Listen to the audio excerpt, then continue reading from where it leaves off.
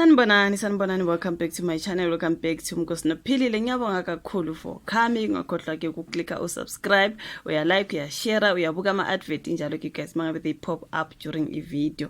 So laphana ke kule video kunodaba lokababa uMbhoro silibonayo asiku-update ke. I think ube se-court izolo and mina nje ngimise yonke into guys. I forgot bengibhizi emsebenzini. I forgot ukuthi baba uMbhoro uzobe se-court izolo. Siyabona ke laphana ukuthi uMbhoro and his bodyguard uVincent Baloyi were back in court today, meaning izolo ke ngoba mina ngizange ngisaba khona into ekanjalo guys. I-NPA ke wants a magistrate in Mbhoro and bodyguard case recused.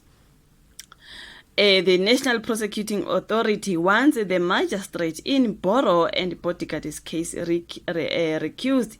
Into ezikanjalo guys bebese court iso lapha. Baba uMbhoro uleke ngaphakathi inkosi yami. Azange ngicabanga ukuthi angahlala isikhathi esithi kangaka ejele. Kuloko kuyadonsa ama postponements na yonke into. Khumbula oqala kayithola ngebail ke guys. Singazi ukuthi balokhu bezama ukulisa ukuthi ke ubaba uMbhoro athole ibail ke kunzima ke ngaye lapha umfundisi womphakathi wathi yena ke congregation yake manje yasokola njengoba kunjena nje esejele nje wathi badependa kuye financially and spiritually. So manje mayelo ke valele ejele. Remember wakusho lokho in his bail application wathi my congregation relies on me. So akodwa kukababa uMbhoro nkosi yami ngaze ngamzwela nkosi yami hayibo lokho esejele namhlanje. So ke kuthiwa ke lapha ke NPA bafuna ke magistrate lapha ecaleni labo ke recused. The state has brought an application before the Palm Ridge Magistrates Court for the recusal of the magistrate uKatlego Mokoena, who is presiding over imetaka ababa uMbhoro Motseneng and his bodyguard Vincent Baloyi. uMbhoro no Baloyi were back at the Palm Ridge Magistrate Court today, which is yesterday, where the self-proclaimed prophet is applying for bail for the second time, with the new facts that he was initially denied bail last month.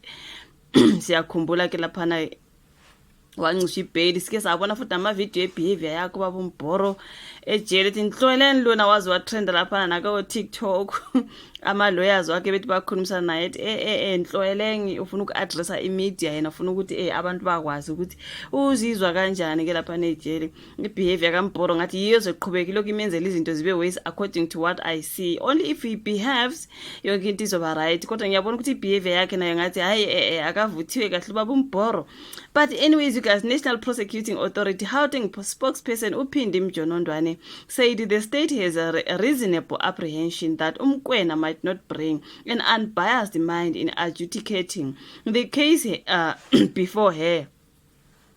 Now, Mjonondwane said amongst the reasons advanced by the state was that Mokoena invited the defense team to her chambers in the absence of the state and allegedly informed them to go to fix the poorly constructed affidavit before bringing an application on new facts. Furthermore, she allegedly made inappropriate remarks to the prosecutor, seized with the bail application that he was harsh towards the accused.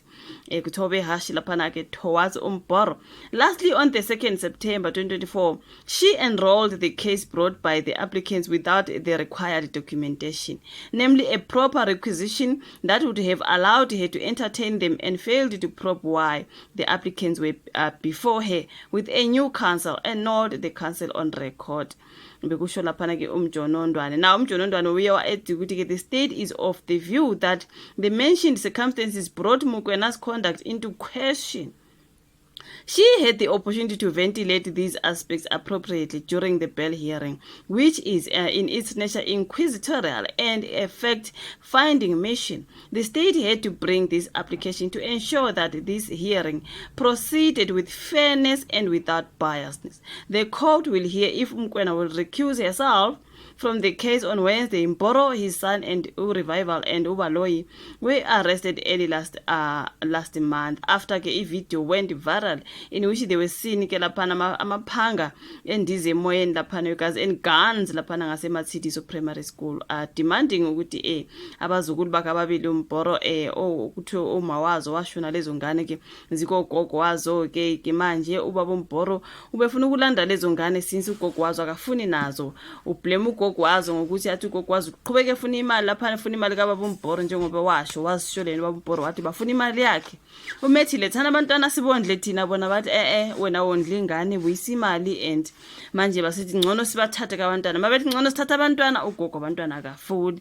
So uMbhoro wathi ngizoyake mina esikoleni ngiyobalanda ngenkani. So lapho ke esikoleni lapho kukhona ugogo omncane weingane sizwile ukuthi kwathi uprincipal or one of the educators, something like that, uncorrect, is the sister of ugogo wabantwana laba, something like that. Washo kanjalo uMbhoro wathi is either a principal or one of the educators is the sister to ugogo labantwana laba, so usesayidini labo. That's why ke lapha kwaba nedrama. uMbhoro wafika ngokulwa lapha ngoba uyazi ukuthi there is a family member working at this school, so kwaba nedrama lapha wagcina uMbhoro wahamba ephethe amaphanga ukuthi nje oyosondela kimi into ekanjalo guys, yikho wagcina seboshiwe uMbhoro ukuthi akwazi ukwenza leyo nto leyo because that's a weapon.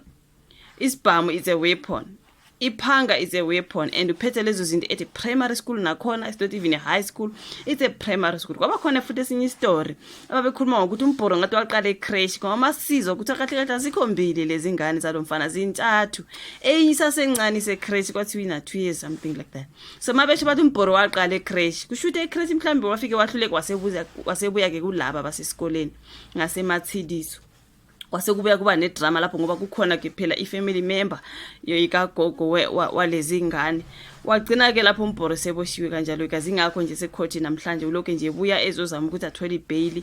Manje siyabona ke kuthiwa kalwa they want the magistrate in his case to be recused, kukhona abamsola ngakho something like that because so angazi inkosami ukuthi uyoze ephumeni baba uMbhoro uyithola le bail noma akazi ukuyithola. Kunzima ngayo baba uMbhoro, only if he behaved better, only if wahamba esikolo wayo demand mhlawumbe wayo cause idrama engaphathanga nezikhali lezi ayiziphethe, mina ngibona kwakuzoba ngcono. But the fact that he was armed, baba uMbhoro nakhona manje bayazama ukumsiza lapha necourt. Yabona ama lawyers mayitha khulumisana naye nhloheleng ngifuna uku-address imedia phela uMbhoro abantu bemedia nkosami nje ufuna uku-address imedia nje baba uMbhoro ufuna uku-addressa imedia.